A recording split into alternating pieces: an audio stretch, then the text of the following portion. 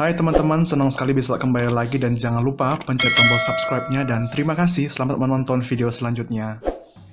Hai teman-teman, senang sekali tentunya hari ini bisa kembali lagi menyapa kalian semua. Teman-teman, di akhir-akhir ini kita telah begitu serius dengan satu virus yang sudah masuk ke Indonesia, yaitu virus corona. Bahkan sampai hari ini sudah ada sekitar 300 orang lebih yang kena atau positif virus corona, sehingga di beberapa saat yang lalu Pak Presiden menyampaikan bahwa kita perlu jaga jarak, perlu belajar, perlu bekerja, bahkan perlu beribadah di rumah. Sehingga akhir-akhir ini di kalangan Kristen timbul satu polemik tentang apakah harus beribadah di rumah atau tetap beribadah di gereja. Bahkan ada yang bilang kalau beribadah di rumah katanya kurang baik, nggak baik, kurang beriman dan lain sebagainya. Tetapi ada juga berbagai pihak yang menyatakan bahwa kita perlu ikuti arahan pemerintah untuk beribadah di rumah atau ibadah online. Nah, untuk itu sebelum saya akan menjelaskan, saya akan mengajak teman-teman untuk melihat satu video yang saya dapat dari kiriman WhatsApp di grup saya. Teman-teman bisa melihat penyampaian dari pendeta ini. Tema ke-8, gereja adalah sahabat orang beriman. Sekali lagi, gereja adalah sahabat. Saya juga heran cara Allah bekerja. Sekarang ini gereja melarikan diri dari kenyataan dan tidak menjadi sahabat. Apa maksud saya? Beberapa gereja besar di Jakarta meliburkan jemaat hanya karena virus corona. Mereka menampakkan diri bahwa Tuhan kalah dengan virus. Ketua Sinode pun memberikan WhatsApp. Pendeta tidak boleh memegang tangan dengan jemaatnya. Saya baca itu, saya kaget. Besok saya akan telepon ketua sinode, kenapa segitu imanmu? Kau khawatir, jangan membagikan kekhawatiran kepada orang lain. Kamu takut, jangan membagikan ketakutan kepada orang lain. Yang harus kita bagi adalah mempercakapkan kehebatan Yesus Kristus. Amen. Yang mengalahkan maut dan kematian. Kita harus mempercakapkan bukan virus corona atau Mercedes. Tapi kita percakapkan bahwa ada satu yang bisa menjawab doa. Ada satu yang memagari dan membentengi umatnya, adalah Yesus Kristus yang tidak berubah kemarin, hari ini, dan sampai selama-lamanya. Sedang goncang-goncangnya iman, justru hari ini tema kita bukan kata ini kebetulan disiapkan karena lagi goncang kiri kanan. Tapi ini sudah disiapkan lewat pergumulan doa berbulan-bulan. Herannya jatuh tempo pada waktu sekarang ini. Temanya adalah gereja sahabat bagi orang beriman. Nah, saya pingin gereja lain tidak jadi sahabat, melarikan diri karena ketakutan. Saya tidak mau GBI Mawar Saron ikut-ikutan orang takut, ikut-ikutan orang khawatir, ikut-ikutan orang-orang yang tidak punya iman. Haleluya. Moto kita, apapun yang terjadi, ibadah jalan terus. Banjir melanda Jakarta saja orang datang kok.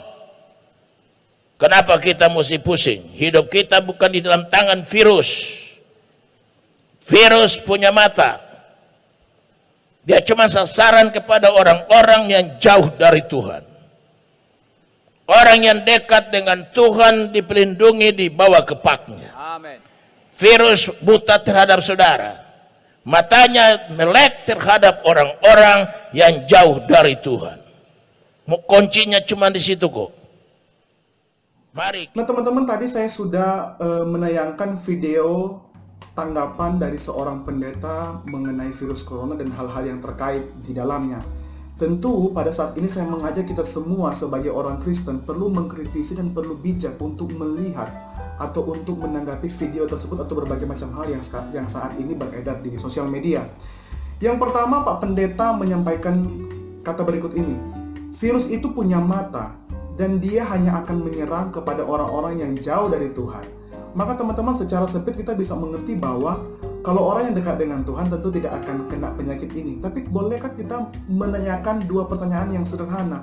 Apakah orang Kristen kebal terhadap penyakit? Yang kedua, apakah orang Kristen kebal terhadap kematian? Tentu tidak, bahkan kita perlu kembali kepada dasar firman Tuhan atau perlu kembali kepada Alkitab untuk melihat bahwa ternyata di dalam Alkitab pun orang-orang percaya, anak-anak Tuhan mengalami penyakit.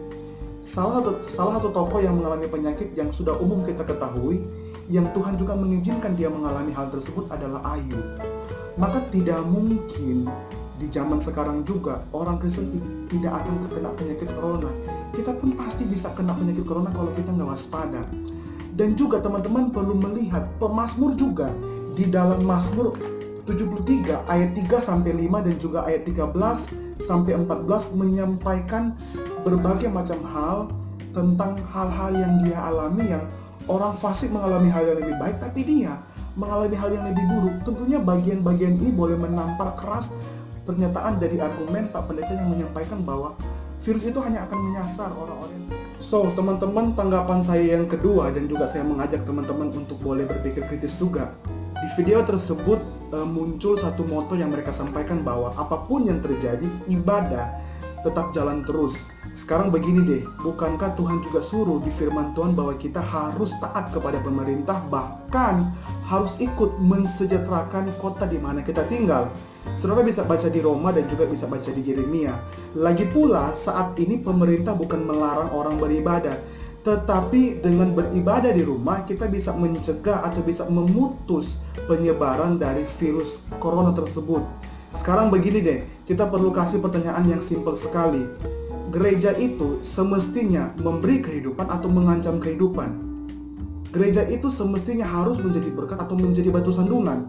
Nah teman-teman, di Korea ada satu pendeta yang meminta maaf karena dia salah.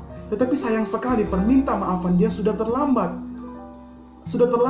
Apa kesalahan dari pendeta di Korea itu? Karena dia tetap mengadakan ibadah dan akhirnya melalui gereja itu jemaat-jemaat terkena corona dan juga menjadi penyebar virus corona di Korea.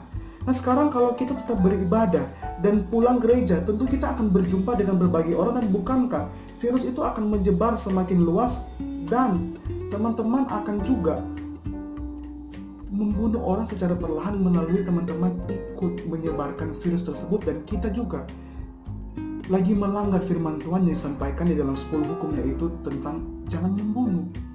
Maka teman-teman perlu ingat bahwa gereja semestinya harus menjadi berkat, bukan akhirnya menjadi batu sandungan, bukan akhirnya mengancam kehidupan, bahkan akhirnya kita mengulangi kesalahan yang sama yang ditimbulkan oleh pendeta dan juga gereja yang ada di Korea. Maka mari teman-teman, kita perlu mencegah sedini mungkin, sekalipun kita bukan jemaat-jemaat. Nah teman-teman, tanggapan saya yang ketiga ini adalah tanggapan yang mengajak kita semua untuk boleh berpikir secara kritis namun juga dengan sederhana. Nah apa itu?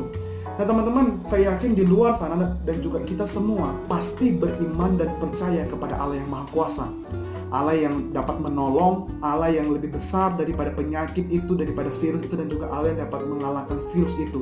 Namun juga kita beriman kepada Allah yang memberikan kita akal pikiran, otak yang boleh berpikir terhadap segala sesuatu. Untuk itu juga Tuhan menuntut kita bukan hanya beriman, tapi juga pikiran kita boleh dipakai secara beriringan.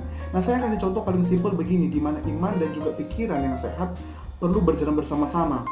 Teman-teman, gak mungkin kan kita berpikir demikian, oh kalau besok ujian gak usah belajar deh, gak apa-apa, kan Tuhan kita Tuhan yang Maha Kuasa, udah doa aja, besok pasti bisa isi ujian dengan baik. Atau yang kedua, ya udah nggak apa-apa kita bawa motor ugal-ugalan, kan kita udah doa dari rumah, Tuhan pasti tolong kok, kita pasti selamat kok. Nah teman-teman, nggak mungkin kan, kita pasti tidak bisa isi ujian dengan baik karena kita tidak belajar dengan serius. Tapi yang kedua, kalau kita ugal-ugalan dan kita berpikir ya udah doa pasti selamat kok, kan nggak bisa. Tentu kita juga akan membahayakan diri kita dan kita pasti kecelakaan karena kita mencobai diri.